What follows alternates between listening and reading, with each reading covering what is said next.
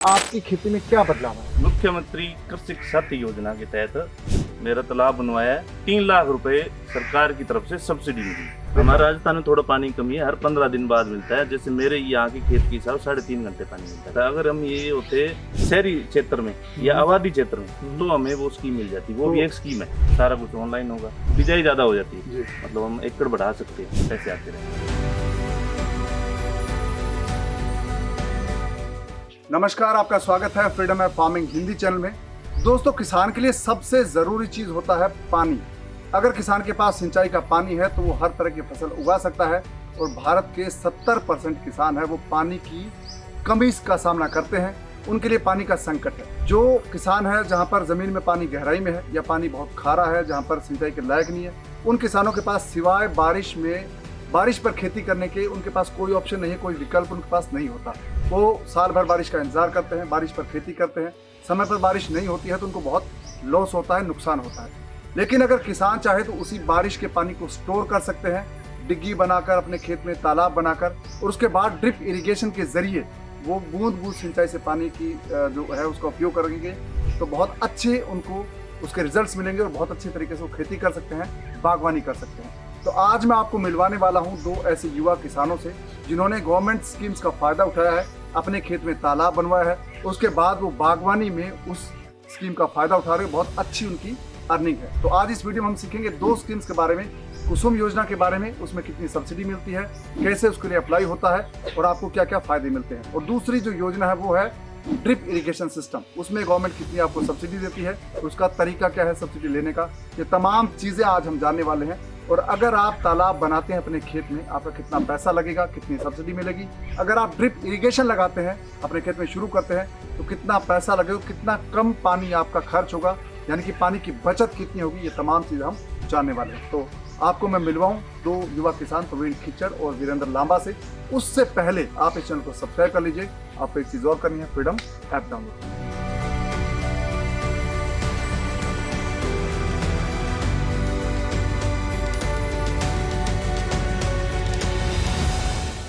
तो प्रवीण, आपका स्वागत है फ्रीडम प्लेटफॉर्म पे, और वीरेंद्र आपका भी स्वागत है। तो प्रवीण, सबसे पहले अपने बारे में बताएं कि आप कहाँ के रहने वाले हैं और कौन सी स्कीम का आपने सब्सिडी लिया है। मेरा नाम प्रवीण खिच्चर, संग्रिया तहसील, जिला हनुमानगढ़, राजस्थान। जी, तो कौन सी स्कीम में आपने तालाब बनवाया है? मैंने मुख्यमंत्री कृषि साथी योजना के तहत मेरा तालाब बनवाया है जी। और उसमें मेरे को 3 लाख रुपए सरकार की तरफ से सब्सिडी मिली। 3 लाख रुपए। तो जो तालाब आपका, इसकी कैपेसिटी कितनी है? मेरी कैपेसिटी है तालाब की लगभग 80 लाख लीटर है। 80 लाख लीटर पानी आप स्टोर कर लेते हैं। तो 80 लाख लीटर से आप सिंचाई कर सकते हैं पूरे साल खेत में? पूरे साल जैसे हम स्टोर कर लेते हैं, फिर उससे ड्रिप चलाते हैं, पानी को यूज अच्छे से करते हैं। तो ये जो सब्सिडी आपने ली, ये सब्सिडी कैसे मिली आपको, आवेदन कैसे किया आपने, इसका तरीका क्या है? इसका तरीका है, शुरू में आवेदन ऑनलाइन करना पड़ता है इसका जी।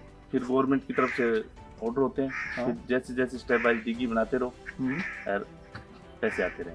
नहीं तो कौन सा अप्लाई कैसे किया, मतलब ई मित्र के जरिए या फिर ई मित्र के जरिए अप्लाई किया, अपने डॉक्यूमेंट्स ले जाके ई मित्र के जरिए अप्लाई किया। तो कितने टाइम बाद आपको ये सब्सिडी मिल गई?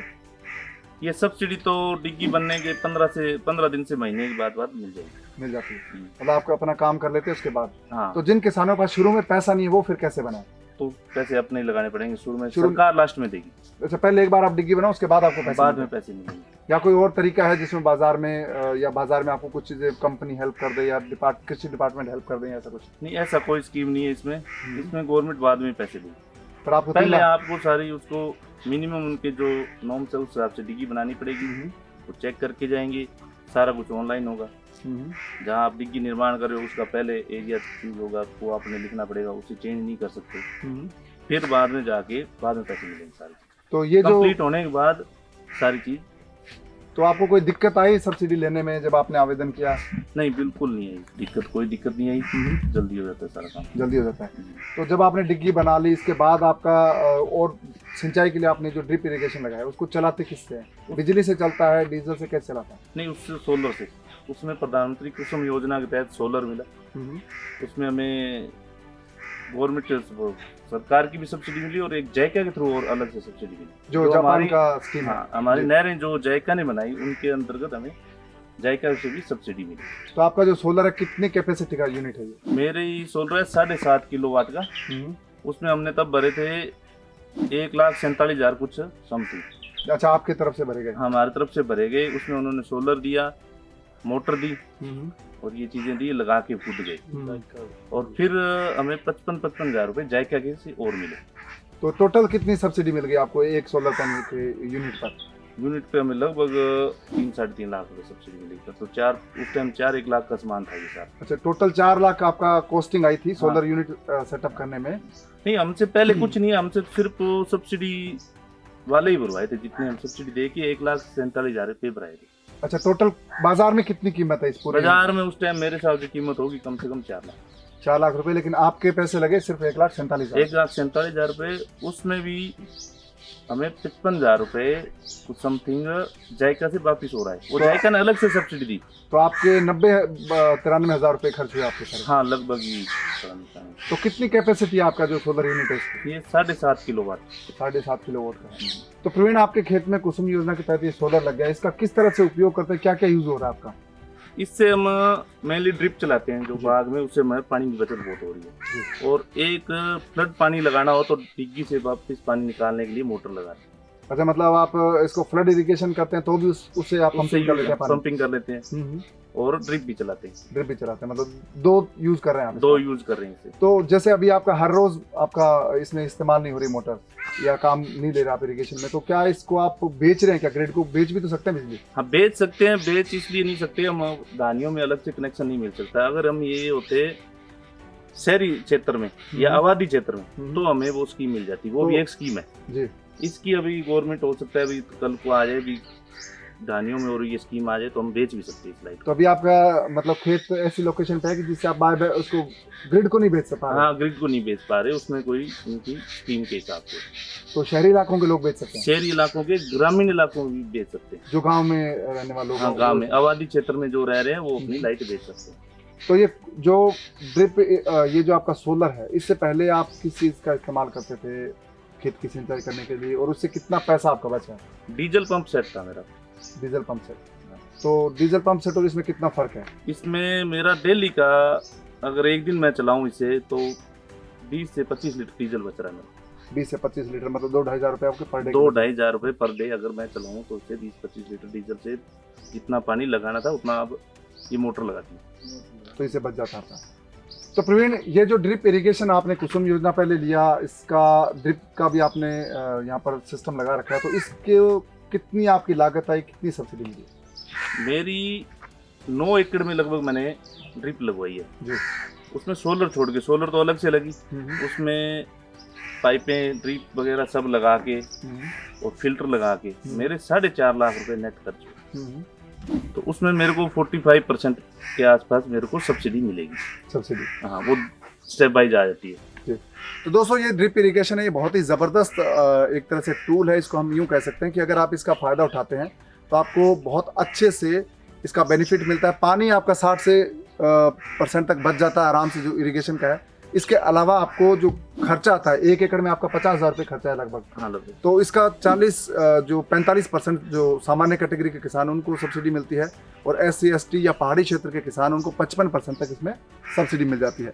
तो ड्रिप इरिगेशन के बारे में आप पूरा इसका साइंस, पूरा गणित समझना चाहते हैं, जानना चाहते हैं कि सब्सिडी कितनी मिलती है, कैसे मिलती है, अप्लाई कैसे कर सकते हैं और इसका सही तरीका क्या है, तो आप फ्रीडम ऐप को डाउनलोड कर लीजिए। फ्रीडम ऐप पर एक पूरा कोर्स है, डिटेल कोर्स, जिसमें आप ड्रिप इरिगेशन की हर एक बारीकी को समझ सकते हैं, और उस कोर्स को देखने के बाद आप ड्रिप इरिगेशन की सब्सिडी का बड़ी कामयाबी से फ़ायदा उठा सकते हैं।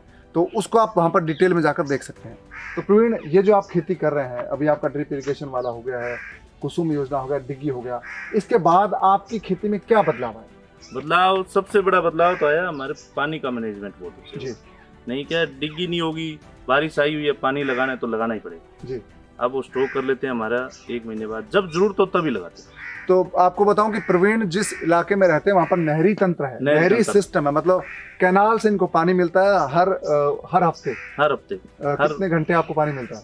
हर हफ्ते नहीं, हर 15 दिन बाद। हर 15 दिन? हमारे राजस्थान में थोड़ा पानी कमी है, हर 15 दिन बाद मिलता है। जैसे मेरे यहाँ के खेत के हिसाब 3.5 घंटे पानी मिलता है। 3.5 घंटे? तो वो 3.5 घंटे पानी को ये तालाब में उसमें स्टोर कर लेते हैं? स्टोर कर, बारिश में ये तो बारिश में ज्यादा पानी वो स्टोर कर लेते हैं। जैसे मेरे धानी का पानी भी अच्छा, सारा उसी डैम में जा रहा है। उसी डैम में जाए। हाँ, और खेत में अगर बारिश के टाइम ज्यादा भर गई खेत तो भी उसमें डाल दो और वो पानी बाद में यूज ले लो। डिग्गी के तो बहुत फायदा। तो आपका मतलब प्रोडक्शन में फर्क पड़ा इसका? प्रोडक्शन में बहुत फर्क पड़ा है उसमें जैसे बिजाई ज्यादा हो जाती है जी। मतलब हम एकड़ बढ़ा सकते हैं।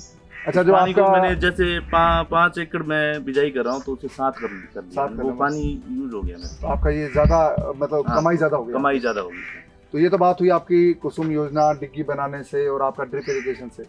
तो अब हम बात करते हैं कि आपके पास बागवानी है, जैसे वीरेंद्र आपके पास बागवानी है, आप किन्नू की खेती कर रहे हैं, तो आपका जो ड्रिप इरिगेशन है उससे बगीचे को क्या फायदा, हॉर्टिकल्चर में क्या फायदे हैं इसके? बागवानी में ड्रिप के बिना तो बाग की खेती लेना थोड़ा मुश्किल है जी। क्योंकि बाग टाइम टाइम पर पानी मांगता है, उतना पानी है नहीं।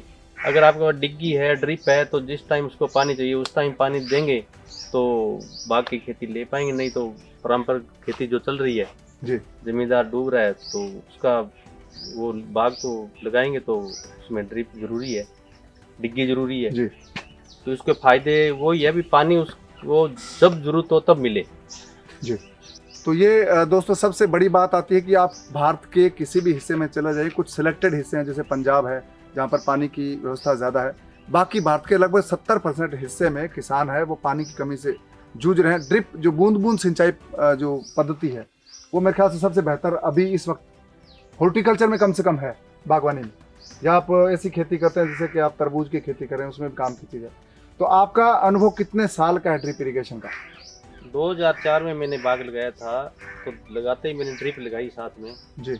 तो लगभग मानो ये 19 साल का अनुभव है मेरा। तो 19 साल में 19 साल से पहले जो आपकी खेती होती थी बिना ड्रिप इरिगेशन को होती थी, बूंद बूंद सिंचाई के बिना, और अब आपकी वो ड्रिप इरिगेशन के साथ होती थी, तो उसमें पहले में अब क्या फर्क है आपका? पहले तो बिना ड्रिप तो वैसे बाग लगाने में कोई फायदा ही नहीं है क्योंकि पानी अब एक हफ्ते में पानी आ गया और खेत में पानी लगाएंगे जी, तो वो बाग मांग ही नहीं रहा है तो पानी उसको कैसे लगाएंगे? कैसे लगाएंगे? उसको स्टॉक करके ड्रिप से लगाएंगे, जब वो मांग रहा है पानी उसी टाइम देंगे तो उसके बाग की ग्रोथ भी अच्छी, क्वालिटी बनेगी। तो बागवानी खेती में तो जरूरी है ड्रिप और डिग्गी। जी।